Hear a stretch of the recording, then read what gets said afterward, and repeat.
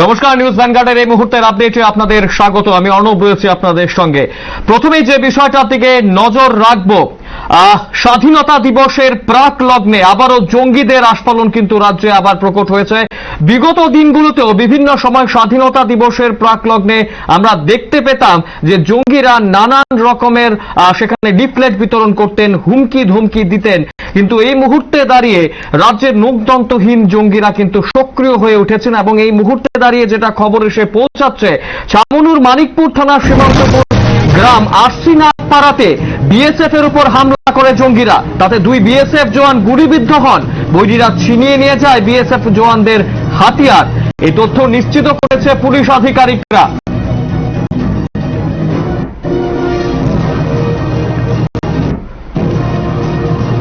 বিগত দিনে যে বিষয়গুলো উঠে আসতো স্বাধীনতা দিবসকে কেন্দ্র করে, রাজ্যের জঙ্গিরা কিন্তু জঙ্গি সংগঠনগুলো অনেক সময় সক্রিয় হয়ে উঠতো এবং এই মুহূর্তে দাঁড়িয়ে সরাসরি হামলা কিন্তু তারা করেছে বিএসএফ জওয়ানদের উপর এবং দুজন বিএসএফ জওয়ানের উপর হামলা হয়েছে, গুলিবিদ্ধ হয়েছেন দুজন বিএসএফ জওয়ান এবং তাদের হাতিয়ারও লুট করে নিয়ে গেছে জঙ্গিরা, এমনটাই কিন্তু জানা যাচ্ছে। এই মুহূর্তে দাঁড়িয়ে সবচেয়ে বড় খবর এই মুহূর্তে সেটাই, স্বাধীনতা দিবসের প্রাককালে আবারও কিন্তু জঙ্গিদের আস্ফালন দেখা যাচ্ছে রাজ্যে। ছামনুর মানিকপুর থানার সীমান্তবর্তী গ্রাম আরসিনাথপাড়াতে বিএসএফ এর উপর হামলা করে জঙ্গিরা, দুজন বিএসএফ গুলিবিদ্ধ হয়েছেন এবং তার পাশাপাশি সেই দুই বিএসএফ এর হাতিয়ারও ছিনিয়ে নিয়ে গেছে জঙ্গিরা। এই খবরটাই কিন্তু এসে পৌঁছাচ্ছে।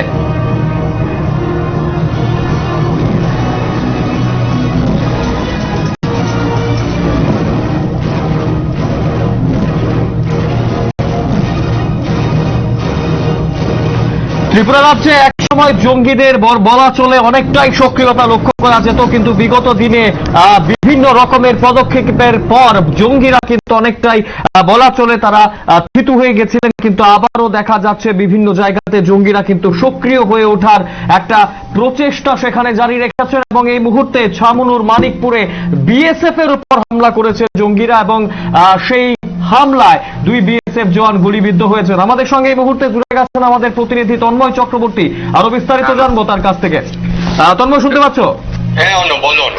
তন্ময়, যে বিষয়টা জানার চেষ্টা করব, স্বাধীনতা দিবসের প্রাককালে আবারও জঙ্গিদের আস্ফালন, দুজন বিএসএফ জওয়ান আহত হয়েছেন, গুলিবিদ্ধ হয়েছেন খবর রয়েছে। কি পরিস্থিতি এখন রয়েছে সেখানে?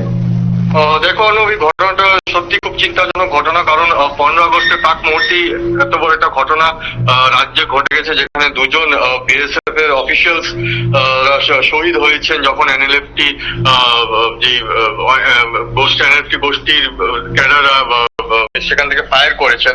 এবং আমরা সেটা আগেও জানি যে কিছু মাস আগে কিন্তু ত্রিপুরা থেকে যে 3 জন বর্ডারের যে ফেন্স ওয়ার্কার তাদেরকেও কিন্তু কিডন্যাপিং করা হয়েছিল, কিন্তু ত্রিপুরা রাজ্য সরকারের সহযোগিতা তাদেরকে খুব দ্রুত ফিরিয়ে আনা হয়েছিল।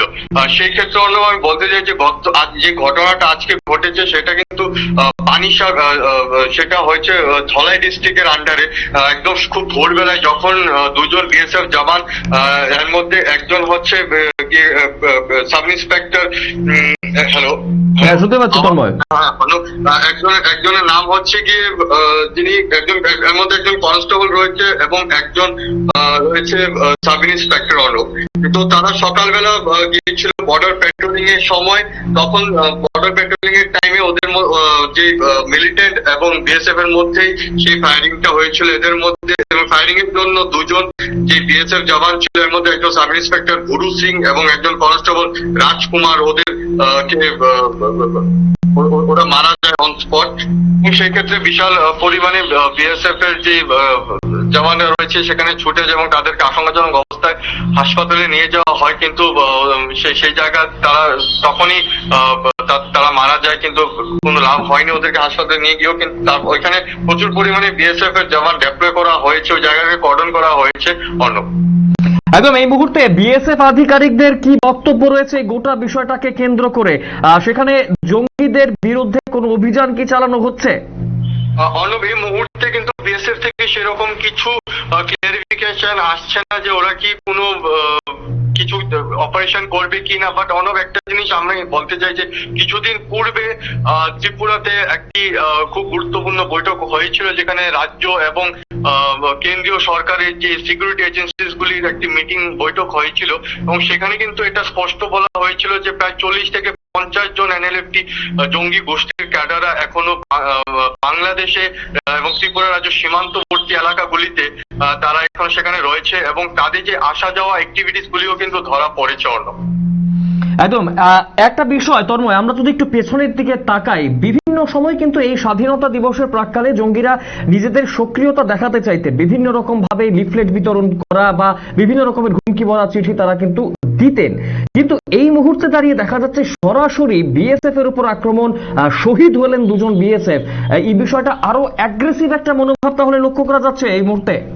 সেটা একদম ঠিক বলেছো অর্ণব, খুব অ্যাগ্রেসিভ একটা মনোভাব সেটা লক্ষ্য করা যাচ্ছে। এবং এই ব্যাপারে আমি একটা জিনিস বলতে চাই যে বৈঠকটার কথা আমি বলেছি, সেখানে কিন্তু উল্লেখ করা হয়েছিল যে এনএলএফটি যে জঙ্গি গোষ্ঠী তারা তাদের যে অ্যাক্টিভিটিস গুলি তারা খুব দ্রুত শুরু করতে পারে, কারণ তাদের যেই ফাইন্যান্সিয়াল যে কন্ডিশনটা খুবই খারাপ অবস্থা হয়ে আছে, এবং তার জন্য তাদের অ্যাক্টিভিটিস গুলি আবার পুনরায় চালু করতে পারে, সেই ব্যাপারটাও সেখানে বলা হয়েছিল। এবং এটাও বলা হয়েছিল যে ত্রিপুরাতে যেই কিছু সংখ্যক আনএমপ্লয়েড যে ইউথ আছে তাদেরকেও কিছু রিক্রুটমেন্ট চলছে এনএলএফটিতে। অর্ণব, একদম আরো একটা বিষয় যে একদিকে যেখানে তুমি বলছো যে খবর ছিল অলরেডি যে 40 থেকে 50 জন এনএলএফটি জঙ্গি সক্রিয় রয়েছে, কিন্তু সবকিছু জেনেও এই মুহূর্তে দুজন বিএসএফ জওয়ানের প্রাণ গেল আজকের এই হামলায়, তাহলে কোথাও কি সেখানে গোয়েন্দাদের সেখানে কি একটা বলা চলে কি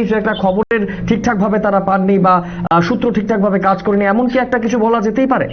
হ্যাঁ, সেটা তো একেবারেই বলা যেতে পারে অর্ণব, কারণ এর আগেও তুমি যখন 3 জন কর্মীদেরকে কিডন্যাপ করা হয়েছিল তখনও কিন্তু একটা প্রশ্ন জেগেছিল যে ত্রিপুরা রাজ্য বা যে কেন্দ্রীয় সরকারের যে গোয়েন্দা বিভাগের কর্মীরা তখন কোথায় ছিল। তো সেই ক্ষেত্রে এখানেও আজকের যে ঘটনাটা হয়েছে সেই ক্ষেত্রে একটা প্রশ্ন এখানে রয়ে গেল কিন্তু। অর্ণব, একদম এই মুহূর্তে অবশ্যই, তাহলে এই মুহূর্তে কি পরিস্থিতি রয়েছে সেই জায়গার? সেই জায়গায় তো এখন আপাতত পুলিশের ঊর্ধ্বতন যে কর্মকর্তারা এবং বিএসএফ এরও ঊর্ধ্বতন কর্মকর্তারা সেখানে ছুটে গিয়েছেন, এবং সেখানে একটি ইনভেস্টিগেশনও তারা শুরু করেছে। আমরা আশা করছি খুব দ্রুত একটি অপারেশন তারা করতে পারে বাংলাদেশ সীমান্তবর্তী এলাকাগুলিতে। একদম, যারা দুজন শহীদ হয়েছেন বিএসএফ এর জওয়ান, তাদের ব্যাপারে কি আরো বিস্তারিত কিছু জানা গেছে? গুরু সিং এবং রাজকুমার তারা কোথাকার বাসিন্দা বা আরো ডিটেলস কি কিছু জানা যাচ্ছে? না অর্ণব, সেরকম কিছু কিন্তু এখন পর্যন্ত জানা যায়নি ওদের ব্যাপারে। অসংখ্য ধন্যবাদ তন্ময়, বিস্তারিত তথ্য তুলে ধরার জন্য অসংখ্য ধন্যবাদ। আমরা কথা বলছিলাম আমাদের প্রতিনিধি তন্ময় চক্রবর্তীর সঙ্গে, এবং বিস্তারিত তথ্য কিন্তু তন্ময় তুলে ধরেছেন। এবং যে বিষয়টা এই মুহূর্তে অবশ্যই দুঃখের সঙ্গে জানাতেই হয় যে দুজন বিএসএফ জওয়ান তারা শহীদ হয়েছেন, এবং অতর্কিত আক্রমণ জঙ্গিদের সেই আক্রমণে কিন্তু শহীদ হয়েছেন। এই মুহূর্তে গোটা এলাকা কর্ডন করে রেখেছে বিএসএফ জওয়ানরা। এই মুহূর্তে পুলিশ আধিকারিকরা, উচ্চ পদস্থ আধিকারিকরাও সেখানে গেছেন এবং সেখানে ইনভেস্টিগেশন কিন্তু শুরু করেছেন।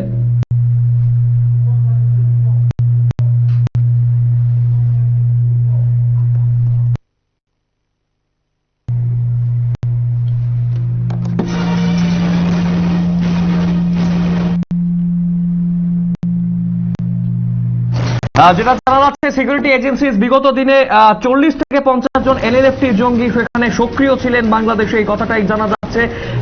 তার পাশাপাশি এই মুহূর্তে দাঁড়িয়ে আবারও কিন্তু সক্রিয় হয়ে উঠেছে এনএলএফটি জঙ্গিরা রাজ্যে, সেটা কিন্তু অবশ্যই স্পষ্ট হয়ে যাচ্ছে।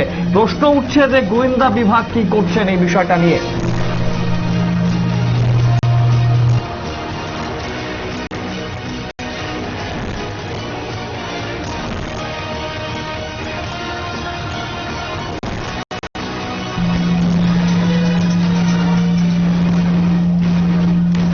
সকালবেলা এই ঘটনায় স্বাভাবিকভাবেই গোটা এলাকায় চাঞ্চল্য বিরাজ করছে, এবং বিগত দিনে যেই বিষয়গুলো দেখা যাচ্ছিল যে এই মুহূর্তে ধমকি দেওয়া হতো, হুমকি ভরা চিঠি দেওয়া হতো জঙ্গিদের তরফ থেকে, কিন্তু সেই বিষয় থেকে এগিয়ে আরো অ্যাগ্রেসিভ হয়ে উঠেছে জঙ্গিরা, এমনটাই কিন্তু জানা যাচ্ছে।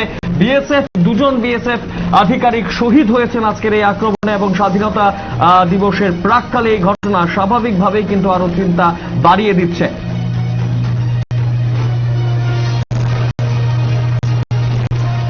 আমাদের সঙ্গে এই মুহূর্তে জুড়ে গেছেন আমাদের প্রতিনিধি রূপম দাস, আরো বিস্তারিত জানবো তার কাছ থেকে। রূপম, আমরা যে বিষয়টা জানতে পারলাম যে দুজন বিএসএফ জওয়ান শহীদ হয়েছেন আজকে, এই ব্যাপারে আর বিস্তারিত কি তথ্য রয়েছে, এই মুহূর্তের পরিস্থিতি বা কি? এখন পর্যন্ত আমাদের কাছে অন্য যে বিষয়টা তথ্যটা উঠে এসেছে যে মানিকপুর থানার অন্তর্গত আরসিনাথ পাড়াতে কিছু গুলি হয় এবং সেখানে দুজন, একজন বিএসএফ এর কনস্টেবল, একজন সাব ইন্সপেক্টর মারা যায়। তখন এখন পর্যন্ত আমাদের যে বর্তমানে খবর রয়েছে ওই জায়গাতে বিশাল পুলিশ বাহিনী রয়েছে এবং তল্লাশি চলছে। বর্তমানে লংতরাইবিলি মহকুমা পুলিশ আধিকারিক রয়েছেন, উনিও সেখানে রয়েছে। অর্ণব, একদম এই বিষয়টা থেকে আরো একটু বিষয় জানতে চাইবো যে দুজন মারা গেছেন বিএসএফ জওয়ান, তাদের ব্যাপারে কি আরো কিছু বিস্তারিত কোনো তথ্য রয়েছে তোমার কাছে? হ্যাঁ, এখন পর্যন্ত অর্ণব আমাদের কাছে এইটুকু, যেহেতু একটা অতি প্রত্যন্ত অঞ্চল, সেখানে হঠাৎ করে যাওয়া সম্ভব নয়, সেই কারণে পুরো তথ্যটি আমার কাছে এখনো উঠে আসেনি। যদিও কিছু সময়ের মধ্যে তথ্য আসলেই আমি জানাবো। অর্ণব, রূপম আরেকটা বিষয় জানতে চাইবো, যে বিষয়টা যে একটা প্রশ্ন কিন্তু প্রত্যেকবার উঠে আসে যে গোয়েন্দা বিভাগ কি করছে। এই মুহূর্তে দাঁড়িয়ে এই ফায়ারিং এর ঘটনাটা হলো, দুজন বিএসএফ জওয়ান শহীদ হলেন। কিছুদিন পূর্বে সীমান্তে কাঁটাতারের বেড়ার কাজ করতে গিয়েও এরকম তিনজন কিডন্যাপ হয়েছিলেন, যদিও তারা পরবর্তী সময় মুক্তি পেয়েছিলেন। কিন্তু এই গোয়েন্দাদের বিষয় নিয়ে একটা প্রশ্ন উঠে আসে, সেই ব্যাপারে কি কোনো কথা বলছেন বিএসএফ আধিকারিকরা বা পুলিশ আধিকারিকরা? যদিও এখনই এই সময় কোনো আধিকারিকও কোনোভাবে ক্যামেরার সামনে মুখ খুলছেন না, কোনো তথ্য দিতে চাইছেন না। পুরোপুরি তদন্ত করে তারা আমাদের সামনে কথা বলতে বলে জানিয়েছেন। কোনো পুলিশ আধিকারিক থেকে শুরু করে যে বিএসএফ এর আধিকারিক রয়েছে, তারা কেউই আমাদের সামনে এখনো কিছু বলতে চাইছে না। অন্য কিরকম তৎপরতা লক্ষ্য করা যাচ্ছে সেই এলাকায়? যদি অনেকদিন পরে এই ধরনের ঘটনা, নিশ্চয়ই প্রচন্ড পরিমাণে তৎপরতা রয়েছে এবং পুলিশের পুরো বাহিনী সেখানে রয়েছে। যদিও খুবই প্রত্যন্ত অঞ্চল, রাস্তাঘাট সেখানে ভালো নয়, যে অঞ্চলটাতে ঘটনাটা হয়েছে খুবই তৎপরতা রয়েছে। একদম একটা সময় আমরা ত্রিপুরা রাজ্যে জানতাম বৈরীদের সক্রিয়তা অনেকটাই ছিল, কিন্তু তারপরে বলা চলে প্রায় নিশ্চিহ্ন হয়ে গেছিল বৈরীরা, এবং অনেকে মেইন স্ট্রিমে অর্থাৎ স্বাভাবিক জীবনযাপনে ফিরে এসেছিলেন। কিন্তু আজকের দিনে দাঁড়িয়ে এই ঘটনাটা কিভাবে দেখছেন সেখানকার সাধারণ মানুষ থেকে শুরু করে আধিকারিকরা? সেই বিষয়ে বলতে গেলে বলবো, যদিও ঘটনাটা অনেকদিন পর, সেখানে এই ধরনের ঘটনা এখনো হয়নি কিছুদিনের মধ্যে, কিন্তু এই ধরনের সত্যি আতঙ্কের সৃষ্টি করেছে গোটা এলাকা জুড়ে। এবং এই ধরনের ঘটনা যাতে পুলিশ এত টহলদারি থাকার ফলেও কেন এই ধরনের ঘটনা হচ্ছে, তেমন একটা প্রশ্ন কিন্তু উঠছে। অর্ণব, অসংখ্য ধন্যবাদ রূপম দা বিস্তারিত তথ্য তুলে ধরার জন্য। আমরা কথা বলছিলাম আমাদের প্রতিনিধি রূপম দাসের সঙ্গে, আরো বিস্তারিত তথ্য কিন্তু উঠে এলো যে আধিকারিকরা এই মুহূর্তে কোনো কিছুই কিন্তু বলছেন না, তারা মুখ খুলছেন না। তবে দুজন জওয়ান জানা যাচ্ছে, সাব ইন্সপেক্টর গুরু সিং এবং কনস্টেবল রাজকুমার শহীদ হয়েছেন আজকে বৈরীদের অতর্কিত আক্রমণে, এবং মানিকপুর থানার আরসিনাথ পাড়াতে এই ঘটনাটি ঘটেছে এমনটাই কিন্তু জানা যাচ্ছে। আজকের এই বিষয়টাকে কেন্দ্র করে স্বাভাবিকভাবে একটা আতঙ্ক সৃষ্টি হয়েছে, এবং এই আতঙ্কটাই কিন্তু বৈরী সংগঠনগুলো চায়। তবে এক সময় যেভাবে একদম নিঃশেষ হয়ে গেছিল বৈরীরা, আবারও সেই রকমের তৎপরতা যে সিকিউরিটি এজেন্সিস গুলো করা তাদের দরকার রয়েছে, এমনটাই কিন্তু সাধারণ মানুষ মনে করছেন। তৎপরভাবে বিএসএফ হোক সেটা বা সেন্ট্রাল এজেন্সিগুলো হোক, তাদেরকে কিন্তু আরো তৎপরভাবে বৈরীদের নিকেশ করার জন্য কিন্তু এই আরো অপারেশন করার দরকার, এমনটাই কিন্তু মনে করছেন। নিয়ে নিচ্ছে ছোট্ট একটি বিজ্ঞাপন বিরতি, রয়েছে আরো অন্যান্য সংবাদ, সঙ্গে থাকবেন।